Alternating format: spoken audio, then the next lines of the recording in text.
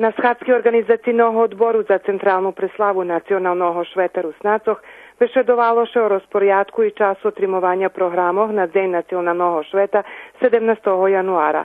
Počnješe zo sportskima baviskami u prostoriju Kulturno-prosvitnog društva Karpati. U popoladnjovih hodinoh budu organizovani etnostoli, otvaranje vistavi Kristini Kšvenk, promocija knjižki Rusnaci u Verbaše, u cerkvi Pokrova Presvjate Bohorodici bude otrimana služba Boža.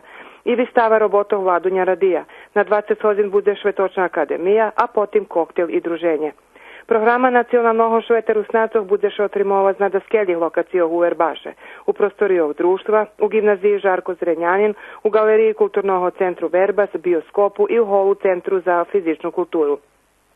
Hosti kotri tedi pridu do Verbasu budu mati prevozku kotru obezpeči javne podprijemstvo za prevoz putnikoh.